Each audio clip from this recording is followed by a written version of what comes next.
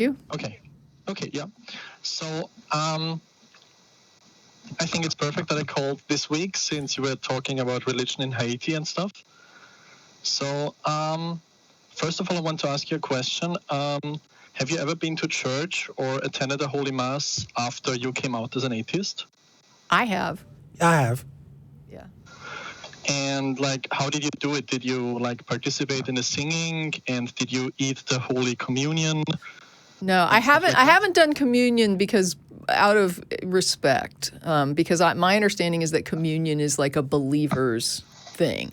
That if you're a believer, that's kind of what you do, and so I see this as something that really I shouldn't do if I'm not a participant in their faith. Singing songs, I did participate in the singing because as far as I know, everybody's welcome to sing along if the whole church is singing, if the whole congregation is singing. So I participated in the parts that I was aware were open to the public, and I declined to participate in things that I was raised to understand that only members participated in. Okay. And about you, Reggie? Yeah, I still get invited to churches. I go whenever I can. I don't have no problem going.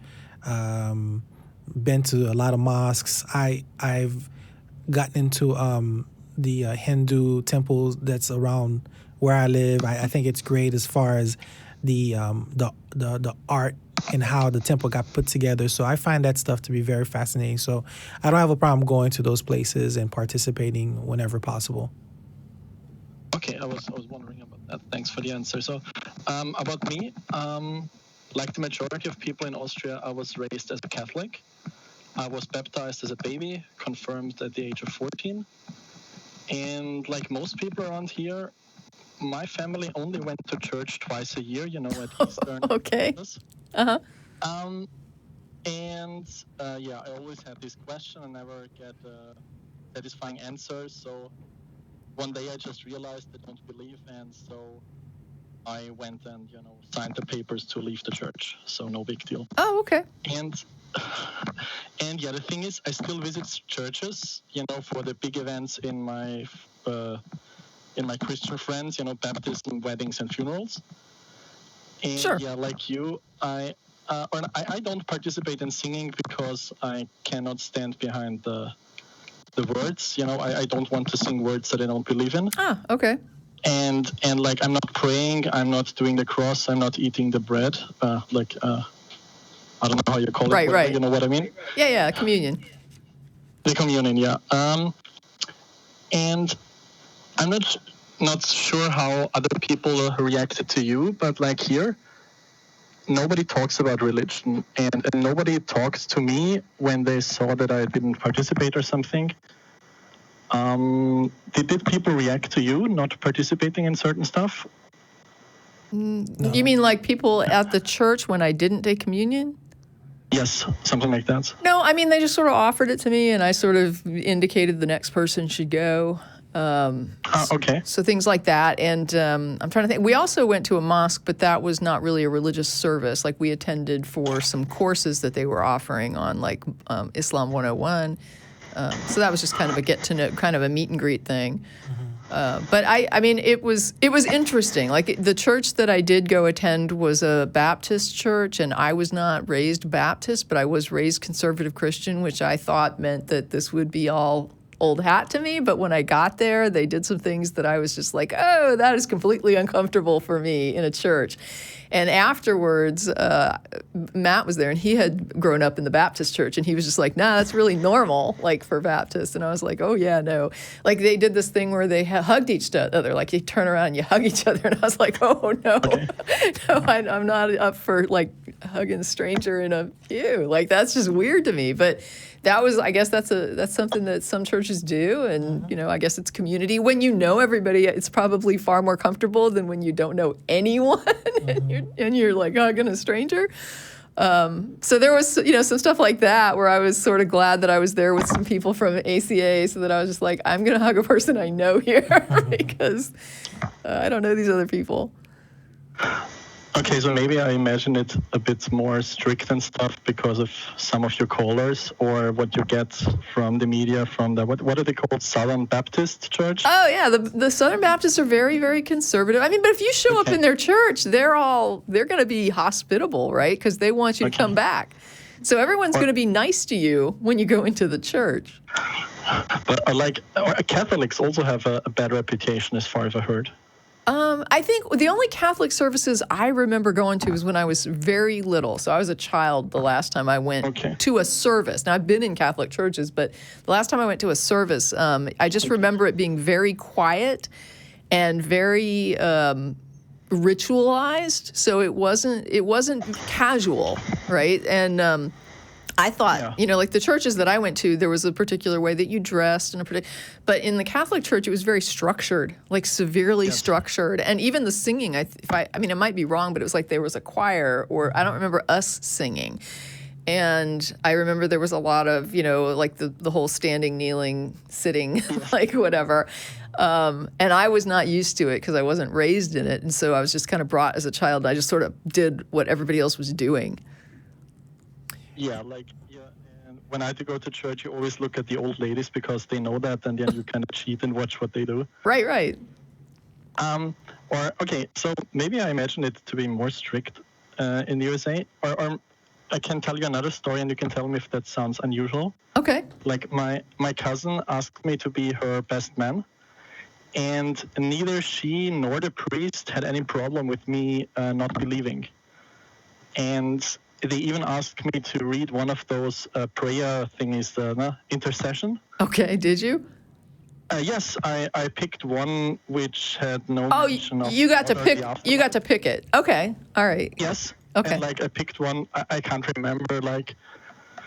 I don't know what I read, but it had nothing to, or not much to do with God or the afterlife. No, that's fine. And nobody had a problem with me not believing, and I was They wouldn't have a problem here either. So, for example, if you were asked to participate in a wedding party and your friend is religious, the pastor's not going to care.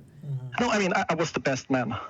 I don't think they would care. Now, see, here we do have something, like godparents. And so if you're asked to be like a godparent for a child, you have to stand up and say that you're going to raise that child in the faith and stuff like that. So some people are like, I can't be a godparent because I'm not going to take your kid to church if something happens to you. But so they don't want to get up and say what they need to say in order to become a godparent. So they would probably be more aligned with like becoming a guardian or something, like a legal guardian, but they would not be able to promise people publicly that they were going to raise a child in the church. Yeah. Okay, I see. But that's more them. I mean, I think that if an atheist did get up and just say all that stuff and then later didn't do it, I don't think anyone's going to say you can't be the godparent. I mean, it would just be like you got up and lied. Yeah. I see. Okay, so that was more personally about me. So to give you a better picture of my country, Austria, like 60% of the population are Catholics, but 30% of the people don't believe in any God, and that number is rising. That's pretty good. I mean, that's pretty high compared to here. Yeah, but on the other hand, the standard greeting, which I hear 90% of the time when I enter a shop or when I meet anybody which I'm not on a first name basis on, the greeting is greet God or greetings from God. Huh, interesting. That's very narcissistic greeting. Yeah. Greetings from God. Let me offer them from myself. I hear that literally all the time, multiple times a day. That's an interesting greeting. And also we have a cross in each classroom. We had Catholic classes in school, in the regular classroom, 2 hours a week from 6 until the age of 18. Right. But that's only the one side. The other side is the classes are voluntarily, but as far as I know, nobody cared if you participated or not. Nobody talks even about religion around here. Well, I have a question though. I want to know, what was your impression? What did you expect to hear? Because you seem surprised by the answer. So, what is it that you envisioned based on stuff you've heard about? I know that that people talk more about, or that that it would be a bigger deal to join a mass without believing.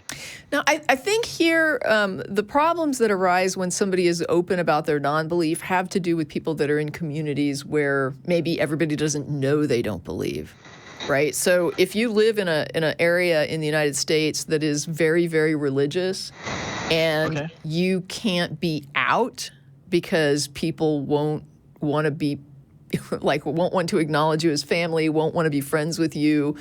Your teachers might actually be biased against you and treat you badly if they find out you're an atheist, or you might lose clients or lose your job. Now, it's illegal to fire somebody if they're an atheist, but that doesn't mean that you couldn't do it and get away with it. It just means that it's against the law, but I'm sure that it would be an easy thing to do. All you'd have to do is find some excuse to fire somebody and then just fire them and say that was the reason. So if you lived in a community like that, the problem wouldn't be having an open atheist in your marriage ceremony. It would be that the person who's being invited to be your best man, who is an atheist, probably wouldn't tell anybody that he was an atheist. He'd probably just go and pretend to be religious like he does all the time. I think that's probably the thing I have a hard time to understand, because I didn't came out to anybody because nobody talks about religion. Yeah. I'm not even sure of my friends who believes in a God, who believes in a Christian God, who believes in no God. There are areas of the United States that are just like that. And then there's other areas of the United States that are not like that at all. So it just depends on where you live. And in some places, people talk about religion a lot and they care a lot. Like there are areas of the United States where the first person, in the initial conversation someone has with you when they meet you, they're going to say, "Where do you go to church?" So you move into a new place, or you're going to be there over the weekend. Where do you go to church? You want to come to church with us? That's like opening conversation. But then there's other areas of the country where it's like you're saying and nobody even cares. Okay. I mean, one last point I wanted to mention. Also, even with the whole church and school and stuff, politicians never mention God or anything. Oh, they do it here on across the board, so it doesn't even really matter which politician you're voting for. They are all going to pay some homage to God. Yeah, no, so. I don't even know the denomination of most of my politicians. I had to do some research to even know who is a Christian and who is not. Yeah, they pretty much all have. I mean, we thought we were really getting something when I think I remember Obama talking at one point, and he said something about people of all faiths and people of no faith, and my head almost just blew up with, I couldn't believe what I just heard, because nobody says that. So to hear a politician, especially the president, actually even acknowledge that atheists exist in this nation and are an included demographic was huge. Was a huge thing, because we're not usually even acknowledged. So would you prefer it if it was like here, where they don't acknowledge atheists in particular, but they don't acknowledge religion either? Okay, so where you live, are there a lot of religious people trying to make people live religious lives using your government and laws? No. Yes, then I would rather that we be like you. I would like us to be more like that, yes. I couldn't even imagine talking about creationism before I saw your show. Okay. I didn't even believe that was a real thing.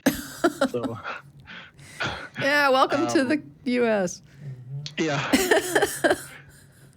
Okay, so yeah, I think I learned a little bit. Okay. And the second thing I wanted to talk to you, if I have a little bit of time. Sure, give us a quick one.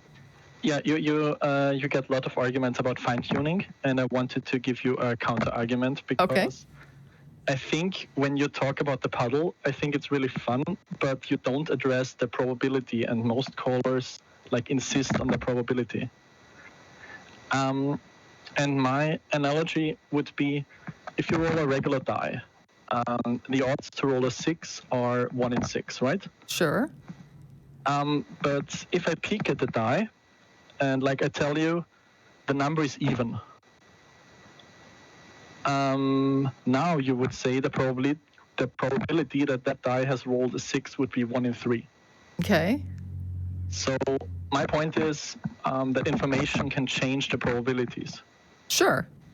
Or the other story, like if you read the headline of a newspaper, man finds lottery ticket in the streets. What would be the probability that this lottery ticket is the big winning ticket? I guess. It's go ahead. I was going to answer, but go. Yeah, no, it's probably higher than 1 in a million, because why would it be the newspaper article? Oh, okay. So you're saying that if you read it in the paper, that would be an indicator that it was a winning ticket? Yes. Yeah, because why would they report on somebody finding a losing ticket in the street? No, I understand. Exactly. Okay, I wasn't really looking at it from that perspective, but now I understand what you're getting at. Yes. So my point is, in the fine-tuning argument, the whole story starts, we are all sitting here in this world, and what are the odds that this world exists? Pretty high. You can't watch it in a vacuum. It's like if I peek at the die and I tell you, hey, the number I see is bigger than 5. What are the odds that it's a 6? It's Sure. 100%. Okay. Yeah, I understand what you're saying. So yeah, do you do you like that argument? Will you use it, or will you stick with the puddle, or do you see a flaw? Well, I mean, I don't see a flaw really with the puddle, because the puddle I don't think is talking about probabilities so much as it's saying that you're looking at it and you're trying to make it seem like something that formed you is something that was perfect for you in a way that it didn't form you, right? So it's like ignoring the fact that you're actually a product. Your shape is a product of the puddle. And with creationism, what they're saying is it's just amazing that that this puddle is shaped just like us. And it's like, well, the puddle is dictating the shape. No, I understand the puddle analogy, but I just don't think I don't really see how that confronts probabilities. What do you mean? Like, I don't understand how the puddle analogy is tied to probabilities. No, but the fine-tuning argument is tied to probability. Yeah. It's like the odds are so... Oh, right. Yes. low. Yeah, and the more information you get, the more you can make better assessments of any probability. Yeah, and like when I've watched a lot of your show, and I have not seen once a caller who heard the puddle analogy saying, oh yeah, everybody went back to the probability. Yeah, the puddle, but like... So what you're saying is when somebody starts to give like astronomical probabilities that this world would exist, you're saying the probability is 100% because here it is. Yes. Basically. Okay. Yeah, that's the short, just long story short. I understand. Okay. Yeah, no, I think I get you. All right, so yeah, I guess thanks for having me. Yeah, thanks for calling. It was interesting to talk to you.